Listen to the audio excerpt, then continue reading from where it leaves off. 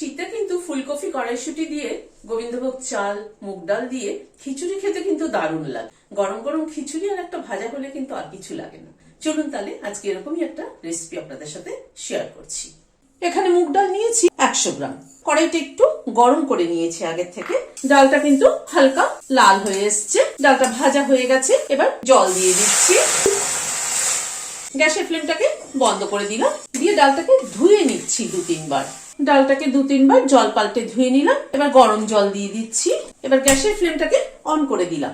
সেদ্ধ করার জন্য জলের পরিমাণটা কিন্তু খুব কম দিতে হবে, যে ডালটা সেদ্ধ হবে অথচ কিন্তু গোটা গোটা থাকবে। ডালটার মধ্যে অল্প একটু নুন দিয়ে দিচ্ছি। ডালটা কিন্তু এই 5-7 মিনিট মতো সেদ্ধ হলো, জলটা কিন্তু পুরো টেনে গেছে। ডালটা কিরকম সেদ্ধ হলো একবার একটু দেখিয়ে দিচ্ছি। চাপ দিলে কিন্তু ভাঙছে না, কিন্তু 50% মতো সেদ্ধ হয়েছে। সরষের তেল দিচ্ছি, 1/2 চামচ ঘি দিয়ে দিলাম। গ্যাসের ফ্লেমটাকে কমিয়ে দিলাম। একটা শুকনো লঙ্কা দিলাম, 2টো তেজপাতা দিয়ে দিলাম, 1/2 চামচ সাদা জিরে দিলাম। এখানে খানিকটা ফুলকপিকে হালকা গরম জলে একটু ভিজিয়ে রেখেছিলাম, দিয়ে দিলাম। ফুলকপিটাকে আমি একটু ভেজে নিচ্ছি। নুন ছড়িয়ে দিলাম, মিনিট দিয়ে একটু নাড়াচাড়া করে নিলাম। এখানে 1 ইঞ্চি আদার টুকরো, 2টো কাঁচা লঙ্কা বেটে নিয়েছি, সেটা দিয়ে দিলাম। আদা আর কাঁচা লঙ্কা বাটাটা দিয়ে ফুলকপির সাথে একটু নাড়াচাড়া করে নিচ্ছি। হলুদ দিয়ে দিলাম, খানিকটা নারকেল কোড়া দিয়ে দিলাম। 3 টেবিল চামচ মতো নারকেল কোড়া আছে। সবকিছুকে একবার একটু ভেজে নিচ্ছি। এখানে 100 গ্রাম গোবিন্দভোগ চাল ভালো করে ধুয়ে ঘন্টাখানেক মতো ভিজিয়ে রেখেছিলাম, চালটা দিয়ে দিলাম। ডাল এবং চালের পরিমাণ কিন্তু খিচুড়িতে সমান হলে খেতে বেশি ভালো লাগে। চালটাকে দিয়ে একটু কষিয়ে নিচ্ছি।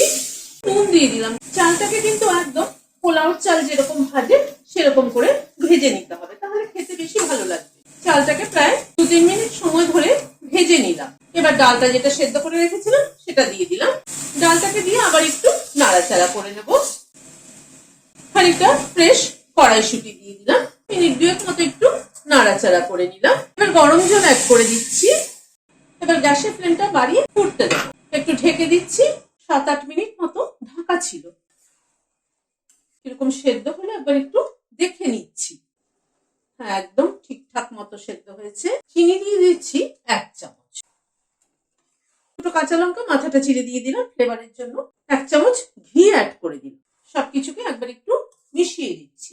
গ্যাসের ফ্লেমটাকে বন্ধ করে দিচ্ছি, দিয়ে ঢেকে দিচ্ছি। Standing time 5 minute. ঘি কাঁচা লঙ্কা ফ্লেভারটা অ্যাড হওয়ার জন্য।